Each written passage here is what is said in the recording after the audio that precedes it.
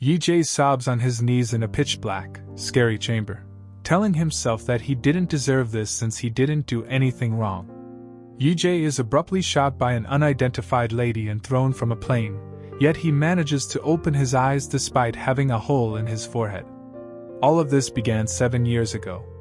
While Yee-Jae is traveling to an interview at a highly esteemed company, a guy unexpectedly crosses a busy road and is struck by a car. Yee-Jae checks on him, but the man is fatally stabbed while he holds onto Yee-Jae's arm, leaving him severely injured.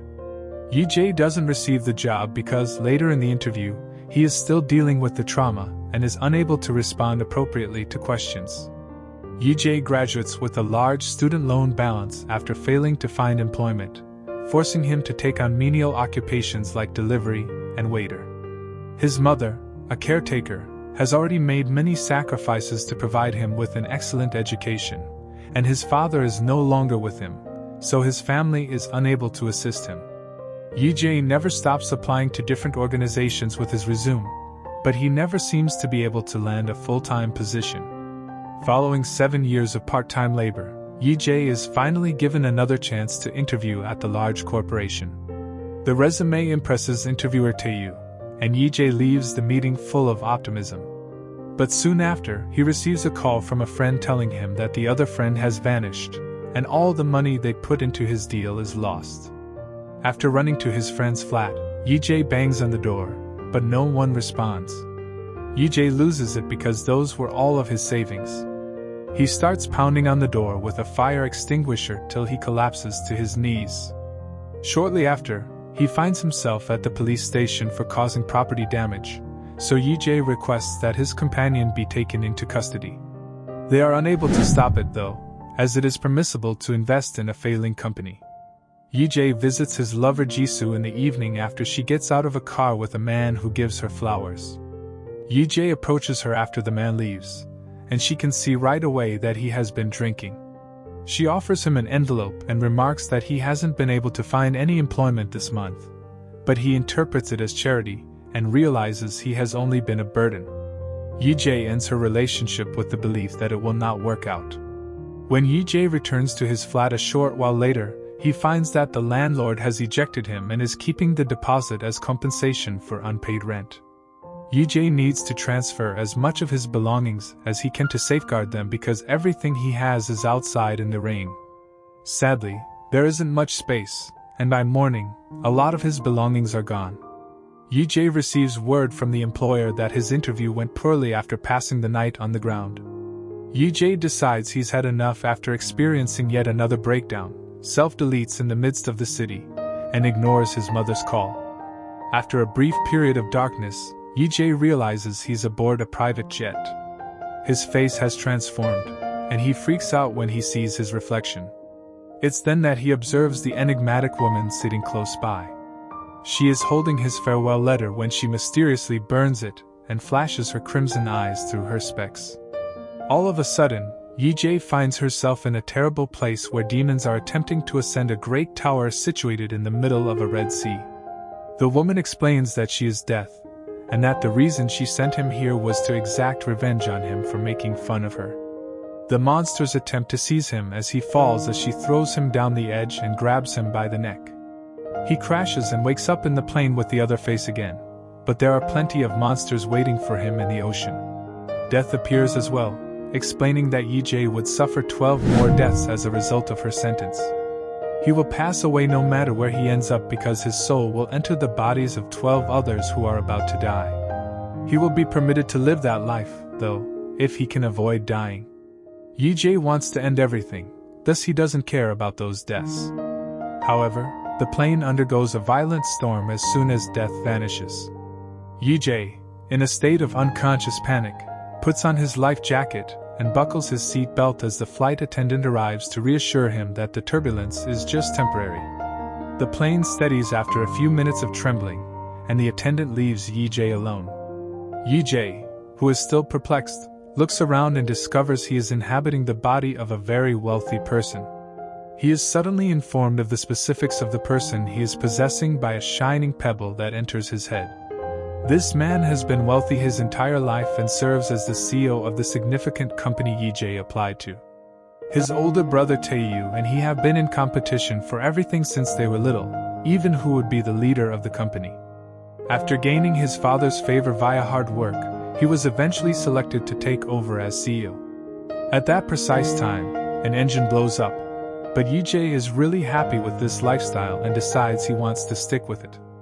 Yee-Jae must avoid all of the sliding furniture as the jet descends quickly before returning to his seat and tightening his seat belt. The pilot and the flight attendant are sucked out of the aircraft through a hole in the side as a result of the fire spreading despite the pilot's futile attempts to control the craft. Yee-Jae is forced to watch as the plane catches fire due to an explosion, and he eventually perishes from burns. Afterwards, Yee-Jae awakens in the formerly dark room, which is now a desolate space with a desk occupied by Death and a ghoulish lighting door. A clock on this desk indicates how many lives Yee-Jae has left. Death explains a few things while loading her rifle with bullets. Yee-Jae isn't robbing those bodies of their souls because they have already passed away. Rather, he is giving them another chance. Death chooses to give him a taste of hell since he will go to hell if he doesn't make it through all of them. Yee-Jae is taken behind the door by her and confronted with unspeakable horrors. Yee-Jae suffers his breakdown and starts over when Death takes him out. Because he doesn't know what he done to deserve damnation, Death accuses him of finding her before she did.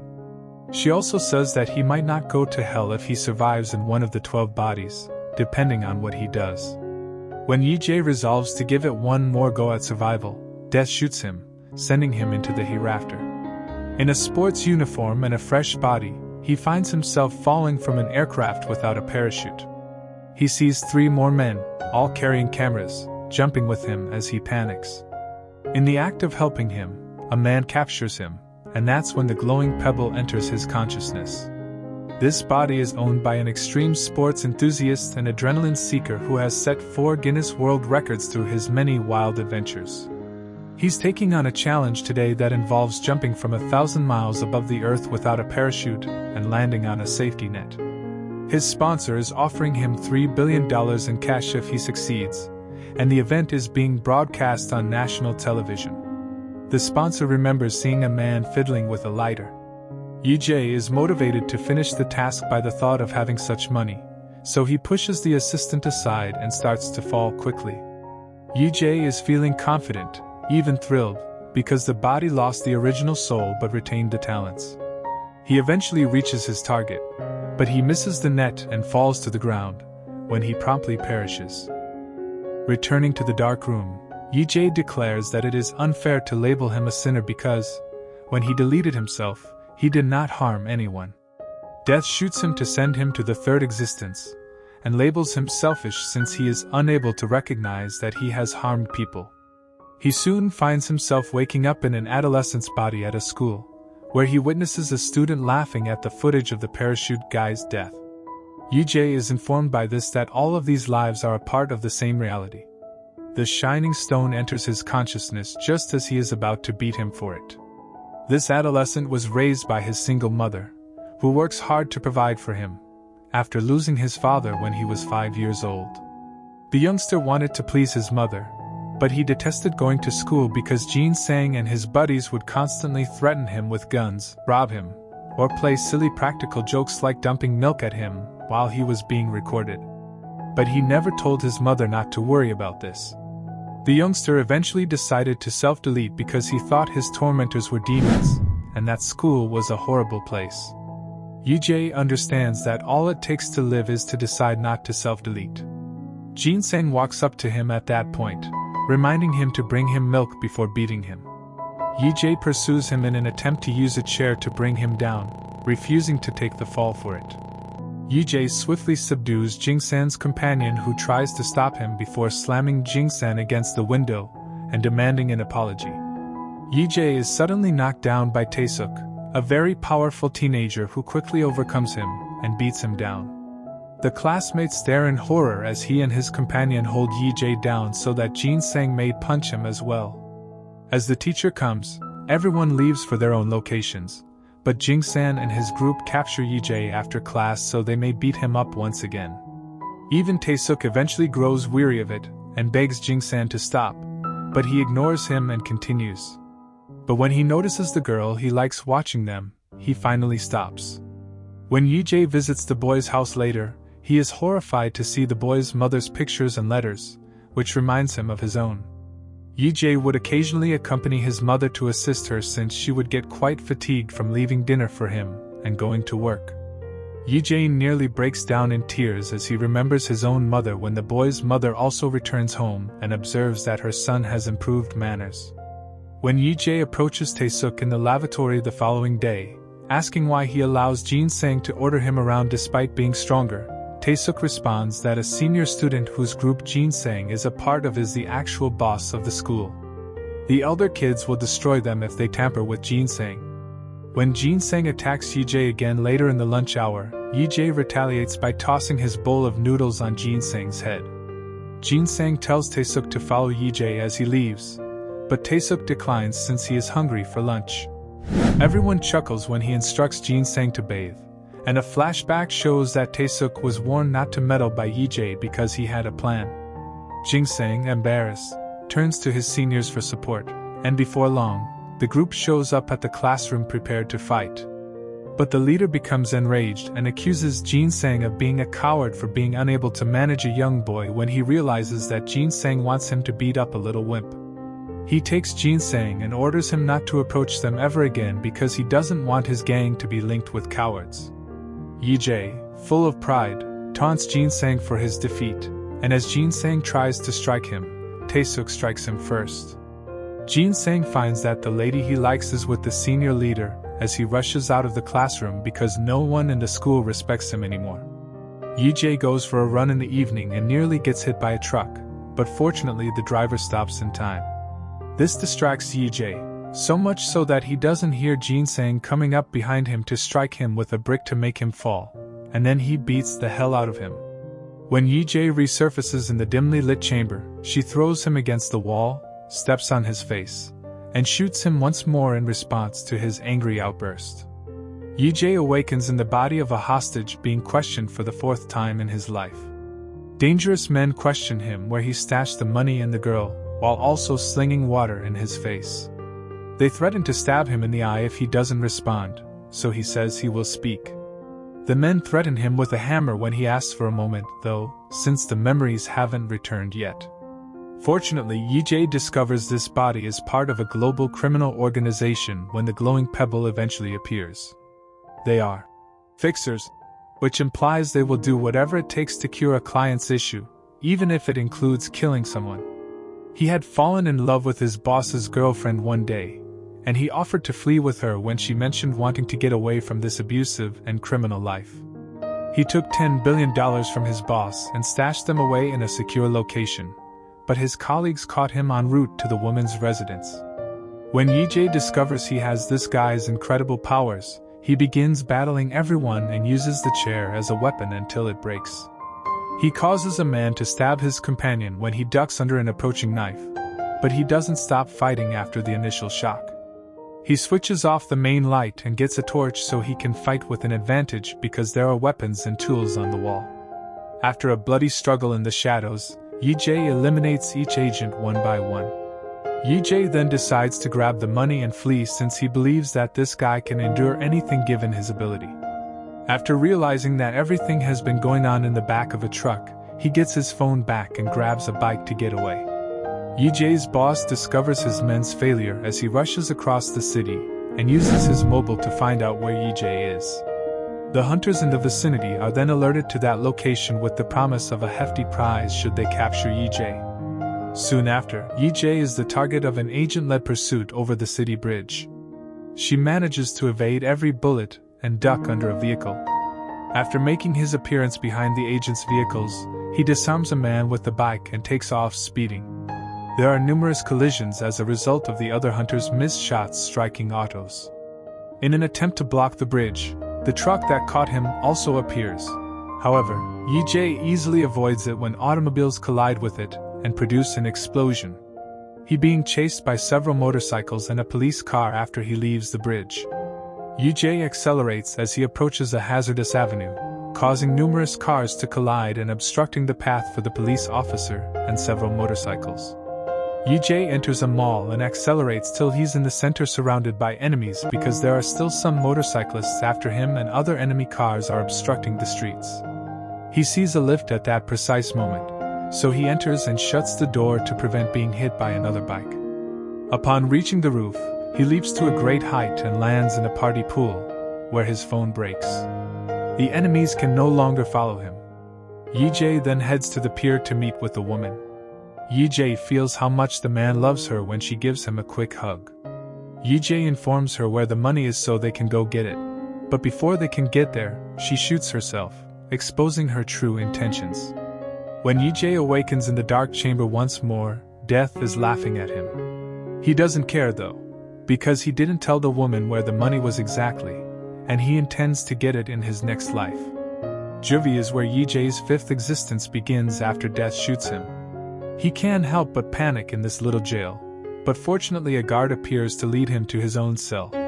The other inmates even give him a spooky look as they toss a ball against the fencing as a threat while traveling there. He finds out in the cell that he has other inmates, and that his release is scheduled for 4 days. Yee-Jae notices all the books about psychopathic analysis and the eerie artwork on the shelf and learns that a psychopathic killer is also residing in the cell with them. Yee-Jae is startled to see Jin-Sang as the psychotic killer when he is brought back at that same moment. Yee-Jae starts beating him up since he remembers his past death, but the other inmates grab him right away. It is at that same moment when Yee-Jae finally remembers the glowing stone and discovers this body belonged to an MMA fighter.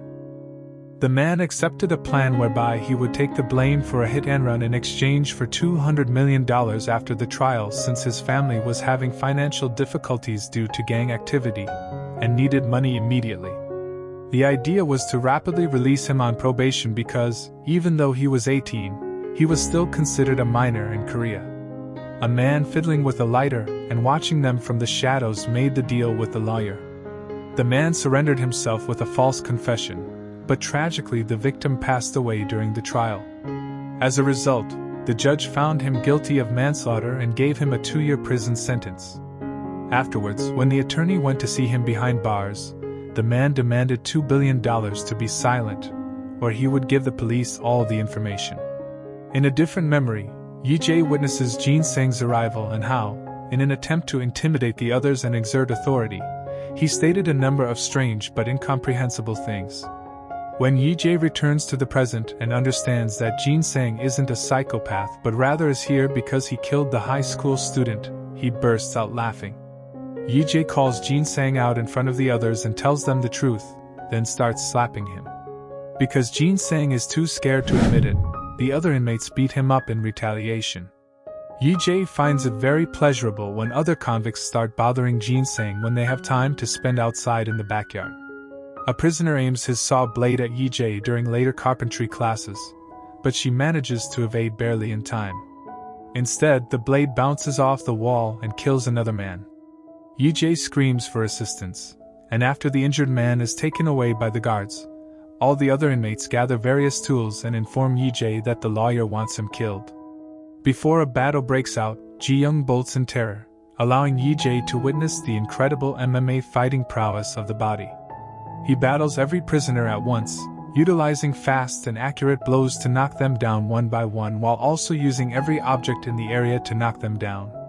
Yee-Jae resolves to become friends with Ji-young after realizing that he intended to help and that Ji-young has returned with a crowbar.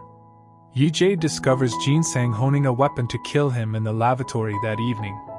Yee-Jae considers killing him first after punching him, but doing so would result in more time behind bars. Rather, he chooses to scare Jin-Sang by claiming to glimpse the murdered schoolboy's spirit and disclosing intimate information about his past life that only he would be aware of. Jin-Sang eventually wets his pants in terror as he claims the ghost will torment him eternally. When Yee-Jae's release day finally arrives, he gives Jin-Sang some milk and claims it was delivered by the ghost before departing. The lawyer is waiting for him outside with the money, but Yee-Jae declines, saying he wants to start living a clean life. He discovers the money he buried in the previous life when he eventually reaches the dock, unknowing that someone is pursuing him. He rents a room and naps because he's ready to start over. When he feels his mother touching his face, he wakes up, but it's only a dream. The mother of this body calls him at that very time, and a sobbing Yee-Jae agrees to see her shortly. Yee-Jae divides the money into 2 bags at the station later on, and he places one of them in a locker that will be taken if he doesn't come back in 4 days. Yee-Jae is stabbed and attacked from behind by an elderly man who happens to be the father of the hit-and-run victim when he goes to his hometown. He had come seeking retribution because he had been incensed that the murderer could escape with only 2 years due to his advanced age. Yee-Jae says he's sorry and that he didn't do it, but just then they hear footsteps, and the man takes off. Ji-young appears out of nowhere, rushes to assist him, and then draws a knife as well. He had indeed gone out on the day of the battle to find a weapon to kill Yee-Jae in order to receive the lawyer's award, but when he returned, the fight had already ended, so he chose to behave like a good guy.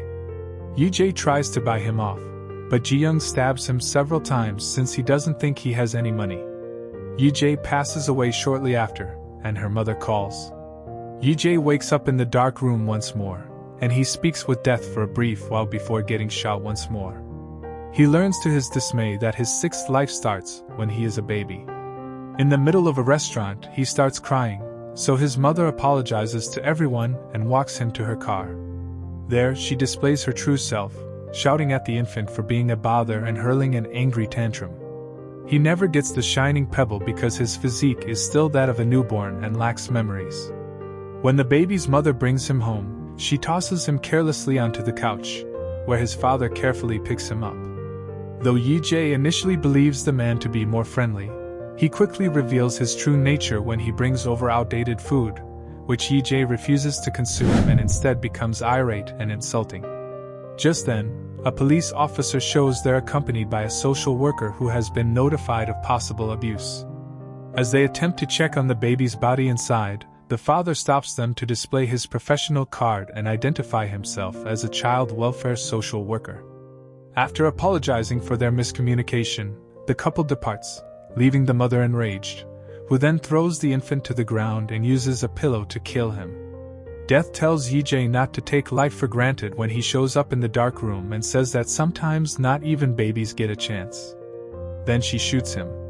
With the use of the phone in his pocket, Yee-Jae discovers that his locker is about to expire as his 7th life begins at the train station. He dashes into the station, running into several people along the way, arriving at the lockers just in time to see them unlocked by staff members. Yee-Jae finds his new visage appears in station commercials after seeing his reflection in the mirror after getting his money back. He discovers that he is inhabiting the body of a model who has been popular since high school as the shining pebble enters his head. His good looks made it easy for him to pursue a modeling career, and now he enjoys a comfortable lifestyle. Yee-Jae is excited to get into his new home and is happy to see how opulent it is. He wants to live this life. He discovers that the baby's parents were apprehended for the crime after he also comes upon a newspaper. Not everyone is aware of the cause of the MMA fighter's death or the traffic incidents that resulted from the pursuit of the bike. Yee-Jae then chooses to go to the VIP party after receiving a call from a buddy. Because he's used to drinking a lot, he does so, but because of the model's thin figure, he drinks more than he intended to. He is taken aback when he runs across Taeyu at the celebration.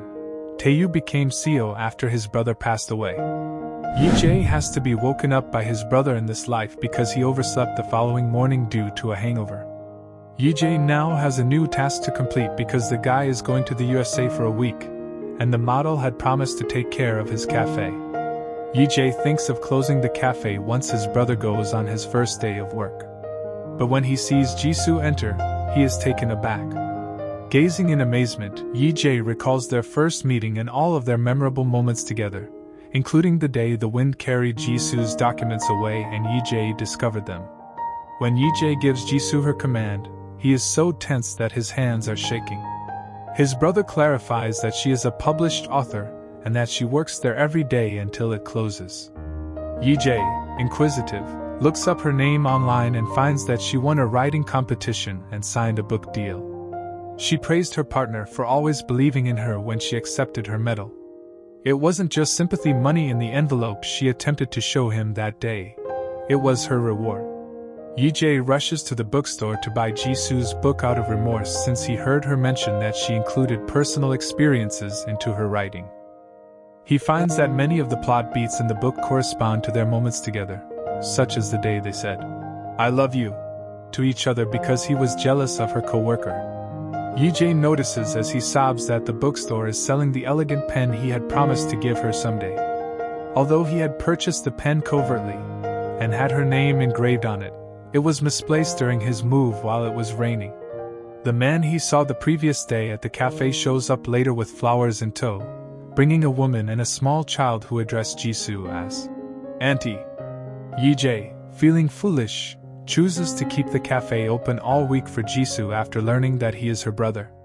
The following day, Yee-Jae says he's a fan of Jisoo's book and handles her order with less nervousness, giving her some cake on the house.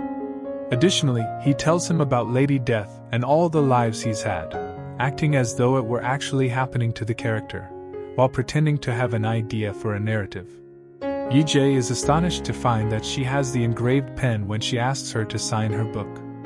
After his death, his mother apparently gathered up everything he owned and gave Jisoo the pen following the funeral. Jisoo continues to visit the cafe over the next few days, and Yee-Jae always sits down to talk with her. When Jisoo questions Yee-Jae one evening about why the protagonist of the novel hasn't yet visited his mother, she replies that it would be too painful.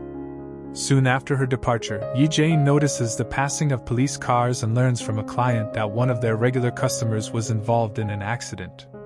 Yee-Jae, fearing the worst, has to be restrained by the police as he yells and rushes along the street after seeing the blood on it. Yee-Jae becomes calmer when she spots Jisoo among the crowd at that same moment. Jisoo walks over to him to express her gratitude for his concern and to tell him that she experienced the same emotions upon hearing of her boyfriend's passing, to the point that she broke down in the hospital's waiting area. The following day, Jisoo goes to Yee-Jae's final resting place and sobs, telling him she misses him. Yee-Jae witnesses this from a distance. Yee-Jae approaches his own monument after she leaves, only to run into his mother out of nowhere. Yee-Jae, not daring to speak to her, departs the room while acting as though he's here for someone else. He observes from a distance as she cleans the memorial before rushing to the toilet to sob uncontrollably. Yee-Jae breaks down and runs outside because she can't handle it anymore. Subsequently, Yee-Jae pretends to be a friend and writes his mother a letter informing her that Yee-Jae gave her some money after his death. After seeing his former photos, he quickly flees from his old house, leaving the letter and the bag of money from his previous life behind. Yee-Jae is killed instantaneously when a street sign abruptly comes off its hinges and strikes him, but it turns out to be only a dream. Recalling their past walks together, Yee-Jae offers to take Jisoo home the following day after they had spent another afternoon speaking. Overcome by feelings, Yee-Jae eventually tells her the whole truth, and in the meantime, flashbacks reveal how Jisoo's coworkers used to make fun of her for dating a waiter. But Jisoo would proudly introduce Yee-Jae to them, refusing to allow others to make fun of their bond. Before Jisoo can respond, Yee-Jae apologizes to her for leaving her, and they are abruptly struck by a luxury vehicle. Jisoo passes away instantaneously, but Yee-Jae survives and recognizes Taeyu's face as the driver. Yee-Jae discovers that he is the man holding the lighter and that he has ties to all of the lives he has experienced. When the lawyer realizes there are bodies in the car, he flees, and Taeyu puts on gloves to kill Yee-Jae when he realizes he is still alive. Yee-Jae quickly finds himself awake in the pitch-black room, and his rage is so great that he rushes to grab Death's revolver and kills her in the head.